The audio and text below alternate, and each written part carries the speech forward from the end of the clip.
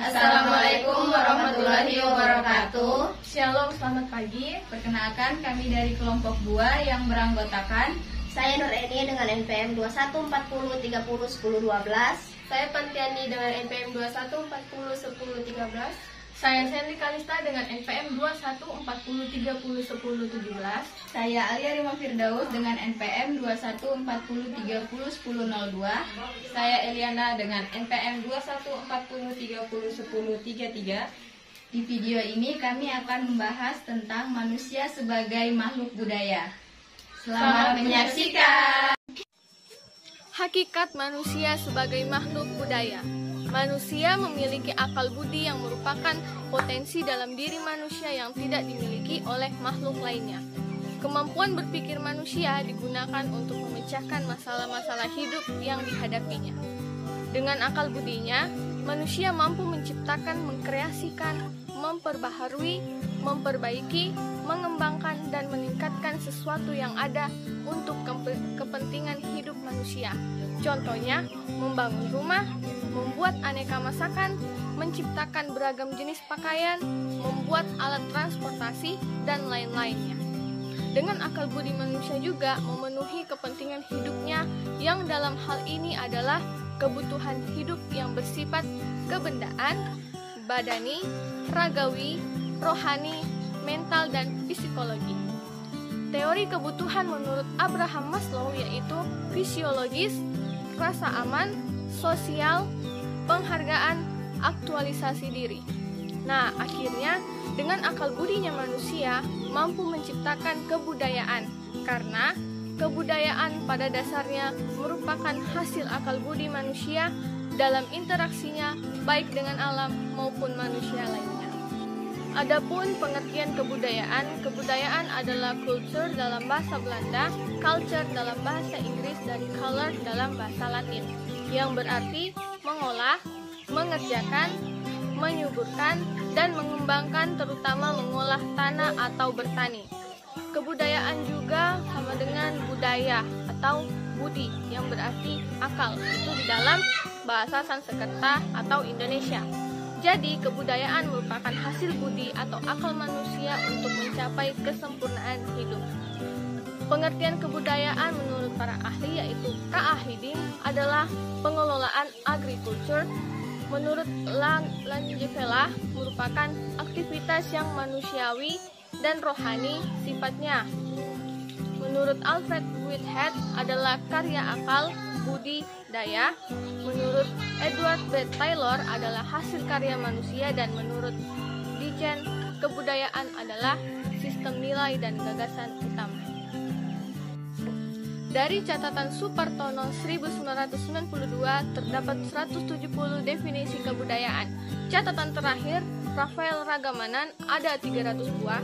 Beberapa di antaranya 1. E.B. Taylor, Primitive Culture tahun 1871. Kebudayaan adalah keseluruhan yang mencakup pengetahuan, kepercayaan, seni, moral, hukum, adat, serta kemampuan dan kebiasaan lainnya yang diperoleh manusia sebagai anggota masyarakat. Yang kedua, Ki Hajar Dewantara. Kebudayaan berarti buah budi manusia adalah hasil perjuangan manusia terhadap dua pengaruh kuat, yakni zaman dan alam, yang merupakan bukti kejayaan hidup manusia untuk mengatasi berbagai rintangan dan kesukaran di dalam hidup, dan penghidupannya guna mencapai keselamatan dan kebahagiaan yang pada lahirnya bersifat tertib dan damai. Menurut Rafael Raganmaran, kebudayaan adalah cara khas manusia beradaptasi dengan lingkungannya, yakni cara manusia membangun alam guna memenuhi keinginan-keinginan serta tujuan hidupnya, yang dilihat sebagai proses humanisasi. Menurut Robert Holloway, kebudayaan adalah segala sesuatu yang diperoleh individu dari masyarakat, mencakup kepercayaan, adat istiadat, norma-norma artistik, kebiasaan makan. Keahlian yang diperoleh bukan dari kreativitasnya sendiri, melainkan merupakan warisan masa lampau yang didapat melalui pendidikan formal ataupun informal. Menurut Kunjaraningrat, kebudayaan berarti keseluruhan gagasan dan karya manusia yang harus dibiasakan dengan belajar beserta keseluruhan dari hasil budi pekertinya. Lalu, menurut Casing, kebudayaan adalah totalitas pengetahuan manusia, pengalaman yang terakumulasi dan yang ditransmisikan secara sosial. Hubungan manusia dengan kebudayaan manusia. Kebudayaan manusia menghasilkan kebudayaan, tak ada kebudayaan tanpa manusia. Hubungan manusia, masyarakat, dan kebudayaan. 1. Masyarakat tak terpisah dari yang namanya manusia. 2. Manusia tak dapat dipisahkan dari masyarakat. 3. Jika manusia hidup bermasyarakat, akan timbul kebudayaan. Unsur-unsur kebudayaan. 1. Unsur yang besar atau kultural universal. 2. Unsur yang kecil atau kultural activity. Kultur universal menurut Melville Le Y. Herskovit. 1. Alat-alat teknologi. 2. Sistem ekonomi. 3. Keluarga. 4. Kekuasaan politik. Kultur universal menurut C. Klug Hon. 1. Peralatan dan perlengkapan hidup manusia. 2. Mata pencarian hidup dan sistem-sistem ekonomi. 3. Sistem kemasyarakatan. 4. Bahasa. 5. Kesenian. 6. Sistem pengetahuan. 7. Kepercayaan atau religi. Contoh kultur universal. Pencarian hidup dan ekonomi mencakup kegiatan-kegiatan seperti pertanian, peternakan, sistem produksi dan distribusi. Contoh kultural activity. Kegiatan pertanian menetap meliputi unsur irigasi, sistem pengelola lahan tanah dengan bajak, sistem hak milik atas tanah, dan lain-lain. Misalnya, alat bajak terdiri dari gabungan alat-alat atau bagian-bagian yang lebih kecil yang dapat dilepaskan, akan tetapi pada hakikatnya merupakan satu kesatuan. Unsur-unsur kebudayaan.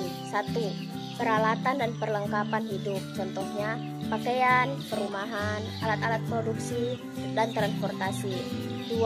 Mata pencarian hidup dan sistem ekonomi, contohnya pertanian, peternakan, sistem produksi, dan distribusi. Ketiga, sistem kemasyarakatan, contohnya sistem kekerabatan, organisasi politik, sistem hukum, perkawinan, dan bahasa kesenian. Keempat, sistem pengetahuan religi. Wujud kebudayaan. Ada 3 wujud kebudayaan menurut J.J. Huningman. Yang pertama, gagasan atau wujud ideal berbentuk kumpulan ide atau gagasan, nilai, norma, peraturan, dan sebagainya yang bersifat abstrak.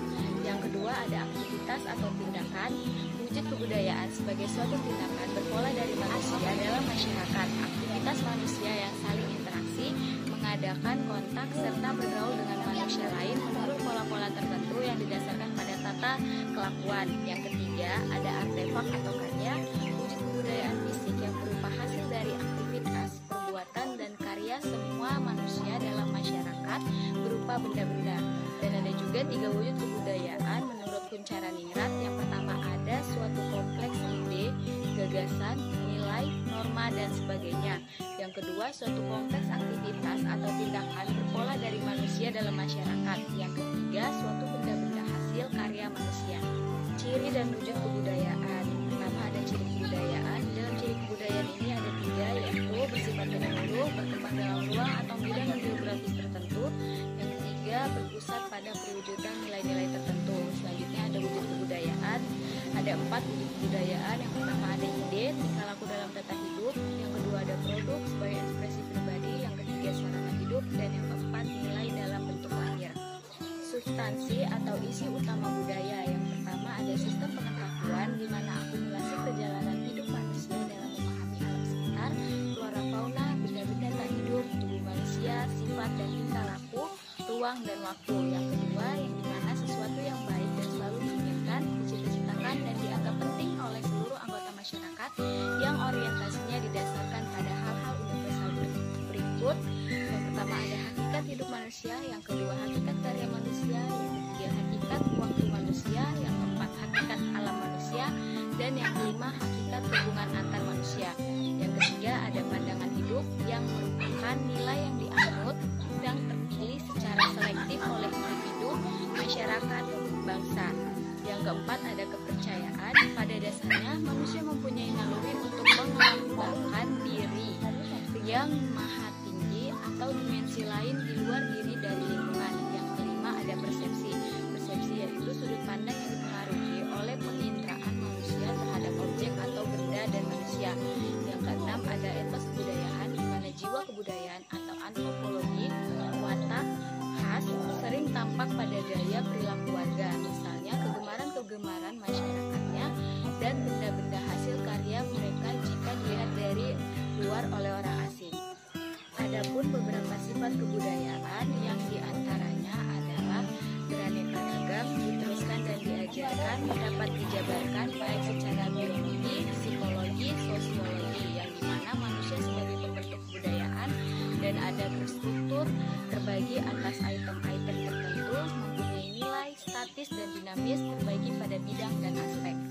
Adapun fungsi kebudayaan yang dimana fungsi ini mendasari, mendukung dan mengisi masyarakat dengan nilai-nilai hidup untuk dapat bertahan, menggerakkan serta membawa masyarakat kepada taraf hidup tertentu yang menjadi hidup lebih baik, lebih manusiawi dan berperi kemanusiaan. Manusia sebagai pencipta kebudayaan memiliki kemampuan atau daya sebagai berikut.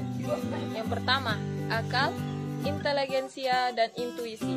Yang kedua, perasaan dan emosi. Yang ketiga, kemauan. Yang keempat, fantasi. Dan yang terakhir adalah perilaku. Hasil karya manusia atau masyarakat menghasilkan teknologi atau kebudayaan, kebendaan yang mempunyai kegunaan utama untuk melindungi, mensejahterakan manusia terhadap lingkungannya. Selanjutnya kita akan masuk ke etika dan estetika berbudaya. Etika manusia dalam berbudaya. Etika dalam bahasa Yunani adalah ethos, yang artinya ajaran tentang baik buruk yang diterima umum berkenaan dengan sikap, perbuatan, kewajiban, larangan, dan sebagainya. Atau dapat disamakan juga dengan moral, yang dalam bahasa Latinnya adalah mores, yang artinya akhlak atau kesusilaan.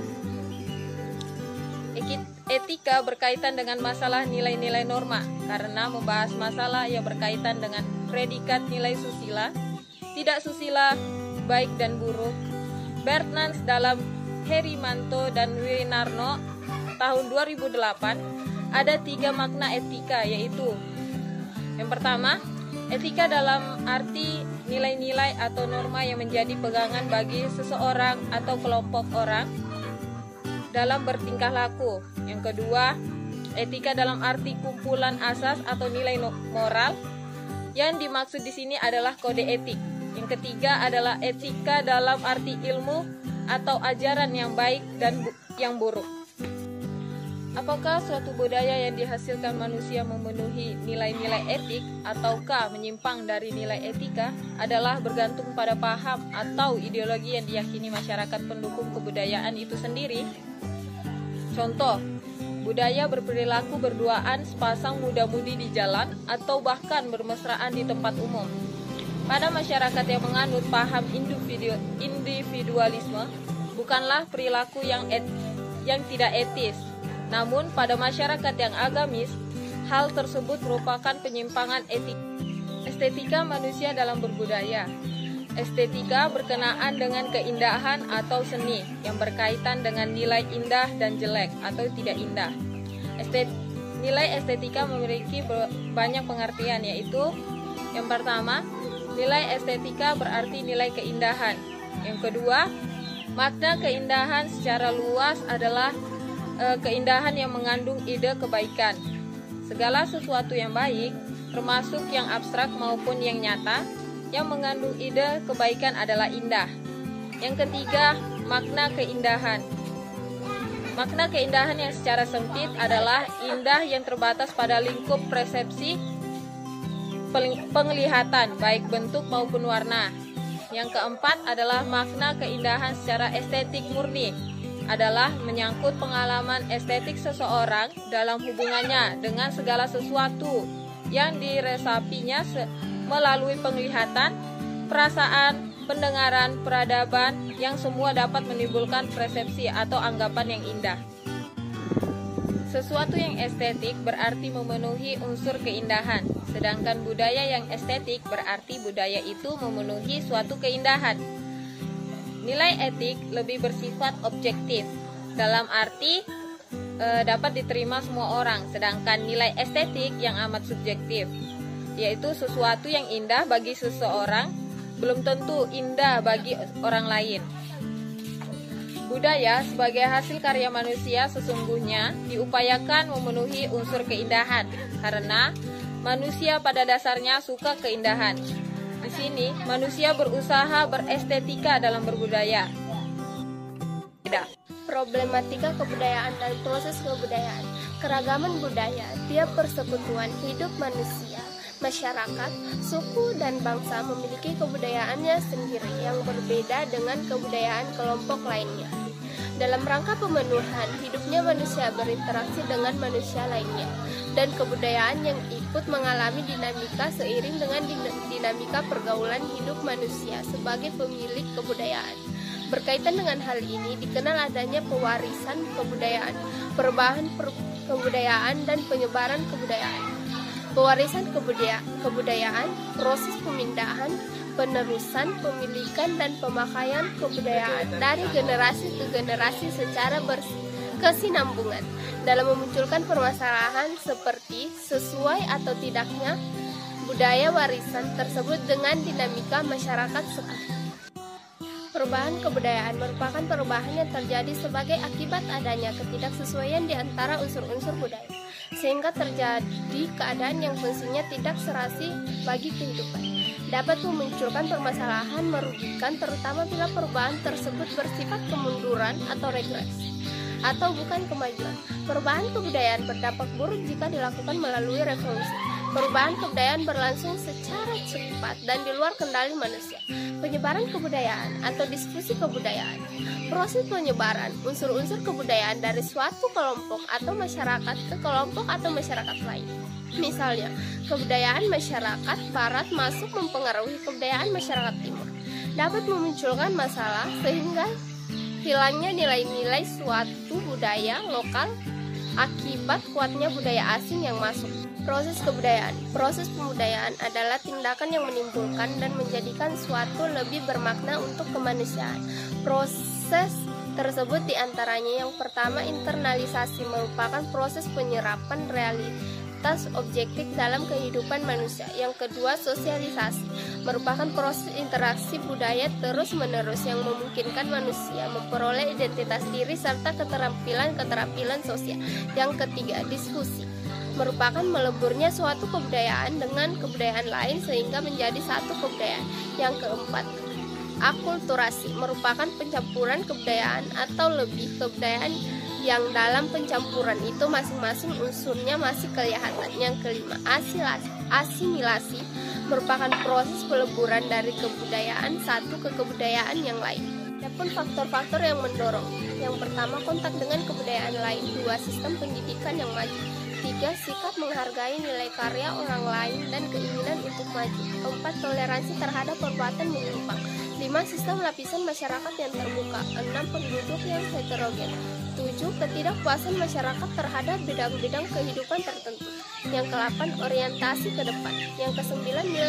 Nilai meningkatnya taraf hidup. Adapun faktor-faktor yang menghambat, yang pertama, kurangnya hubungan dengan masyarakat lain. 2. Perkembangan ilmu pengetahuan yang lambat. 3. Sikap masyarakat yang tradisional. 4. Adanya kepentingan-kepentingan yang telah tertanam dengan kuat. Yang kelima, rasa takut terjadinya kegoyahan dalam integrasi kebudayaan. Yang ketujuh, prasangka terhadap hal baru. Yang ketujuh, hambatan ideologis. Yang ke-8, kebiasaan. Demikianlah video dari kami, kurang dan lebihnya mohon dimaafkan. Wabillahi taufiq wal hidayah. Wassalamualaikum warahmatullahi wabarakatuh. Selamat pagi.